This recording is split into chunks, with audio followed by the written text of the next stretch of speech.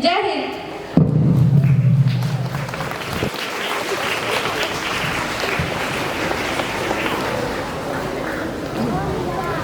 सबका बड़ा school stand at ease. Attention. Now I request Raksha to take the podium and address the gathering.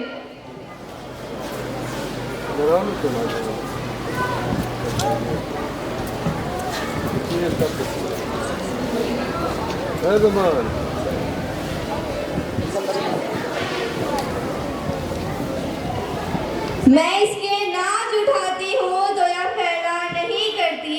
मैं इसके नाज उठाती हूँ तो यह फैला नहीं करती। यह मिट्टी मेरे हाथों को कभी मैला नहीं करती। शहीदों की जमी है इसको हिंदुस्तान कहते हैं। शहीदों की जमी है इसको हिंदुस्तान कहते हैं। ये बंजर हो के भी बुज़दिल कभी पैदा नहीं करती। सुप्रभात आदरणीय निदेशक महोदय, निदेशिका महोदया, आदरणीय प्रधानाचार्य महोदय, आदरणीय उप प्रधानाचार्य महोदय, शिक्षकगण, अभिभावकगण एवं मेरे प्रिय सहपाठियों। मैं दरक्षा परवीन कक्षा सप्तम की छात्रा हूँ। गणतंत्र दिवस के इस पावन अवसर पर अपने कुछ विचार आप सभी के समक्ष साझा करना चाहती हूँ। उससे पहले आप सभी को गणतंत्र दिवस की हार्दिक शुभकामनाएं। दोस्तों, आज हम सब एक ऐसे दिन का जश्न मनाने के लिए एकत्र हुए हैं जो न केवल अंग्रेजों पर हमारी जीत का प्रतीक है, बल्कि हमारी लोकतांत्रिक भावना की भी जीत का प्रतीक है।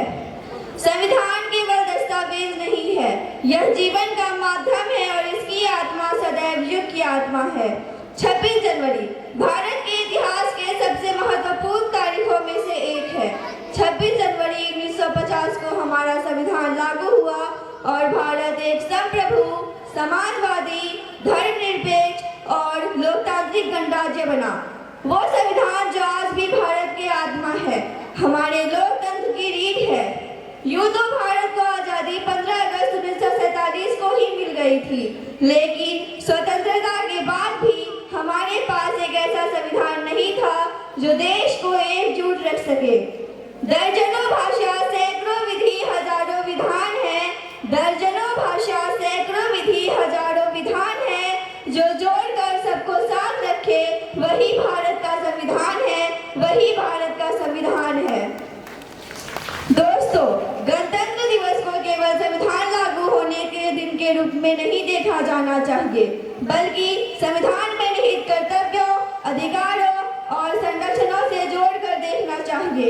यह केवल एक तारीख नहीं है, यह देश की आत्मनिर्भरता, स्वतंत्रता और लोकतंत्र के प्रति हमारी प्रतिबद्धता का प्रतीक है। देश की विविधता को एक सूत्र में बांधने का आधार है। भारत का संविधान दुनिया का सबसे बड़ा लिखित संविधान है।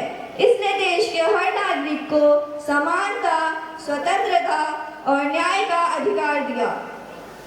हमारा देश अपनी विविधता के लिए जाना जाता है, लेकिन कुछ 100 किलोमीटर पर संस्कृतियां और परंपराएं बदल जाती हैं, लेकिन वो संविधान ही है जो हमें जाति, धर्म, लिंग या भाषा के आधार पर किसी के भी साथ भेदभाव न रखने की सीख देता है, बल्कि समानता के व्यवहार का भी पाठ सिखाता है।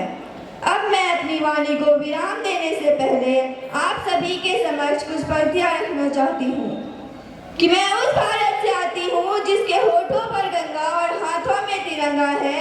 वो भारत जो कभी सत्यम शिवम सुंदरम, कभी वंदे मातरम और कभी पंजाब, सिंध, गुजरात, मराठा, द्राविड़, उत्कल, बंगा है। मैं उस भारत से आती हूँ जो ठुकराए हुए लोगों की शरण स्थली बन जाता है और 7 समुंदर पार परदेशियों को भी सिस्टर्स एंड ब्रदर्स कहकर बुलाता है। मैं उस भारत से आती हूँ जिसने दुनिया को हितोपदेश और कर्मयोग सिखाया, लेकिन खुद कभी अपना पराया नहीं सीख पाया। मेरा भारत वसुधैव कुटुंबकम के सिद्धांत पर जिया। मेरा भारत तो वो नीलकंठ है जिसने खुद विष पीकर दूसरों को अमृत दान किया। मेरा भारत कर्मण्यवादी का रास्ते गाता है, तीनों लोगों का स्वामी होने के बाद भी माखन चुराता है और महाअवतार हो के भी माँ के हाथों हाथों मार खाता है। मैं गौतम के भारत से आती हूँ, जहाँ जनहित के लिए एक राजपुत्र सन्यासी हो जाता है। मैं राम के भारत से आती हूँ, जहाँ पिता की एक बात पर बेटा सिंहासन त्याग कर वनवासी हो जाता है। मैं उस भारत से आती हूँ जिस स्त्री को उसके स्वाभिमान से पहचानता है, एक कुंवारी माँ को महासती कुंती के नाम से जानता है और 5 पतियों वाली द्रौपदी को देवी मानता है। मेरा भारत आकाश सा बलवान है, फिर भी धरती सा धैर्यवान है। मेरा भारत प्रेम का पुण्य लोक, अहिंसा का जन्म स्थान है, लेकिन नारी का अनादर हो जाए तो हमारा बच्चा बच्चा हनुमान है। पढ़ो हमारा इतिहास जो हमारे मस्तक पर लिखा है। एक दुशासन ने हमारी बेटी का आंचल खींच लिया, हमने 100 भाइयों की चिता जला दी। एक रावण ने हमारी माँ का हरण किया, हमने पूरे राक्षस कुल की लंका लगा दी। मैं उस भारत से आती हूँ जो न कभी रुका, न झुका, न डरा है। मैं उस भारत से आती हूँ जो वीरता की वसुंधरा है। आज अपना परिचय इसलिए दिया क्योंकि प्रणाम करके परिचय देना हम भारतवासियों की परंपरा है, हम भारतवासियों की परंपरा है। जय हिंद, जय Bharat. Thank you, Draksha, for your beautiful speech. Now I would like to invite Yasmin to come on the podium and share her thoughts with us. Sister of Draksha, elder sister of Draksha, दोनों है, दोनों है। Good morning, everyone.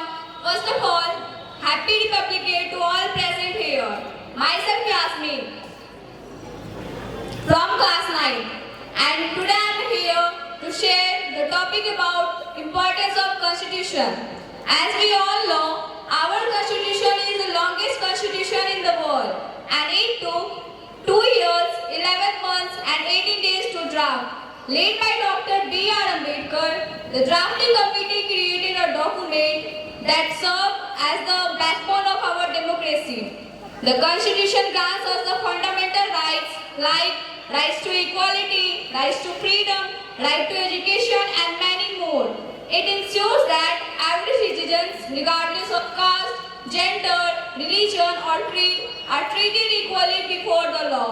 It also outlines our fundamental duties, reminding us that with rights come responsibilities.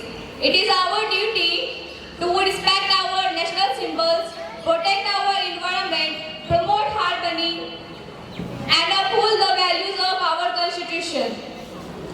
The preamble begins with the powerful words, "We, the people of India," reminding us that the power lies within the hands of the people. Thank you so much.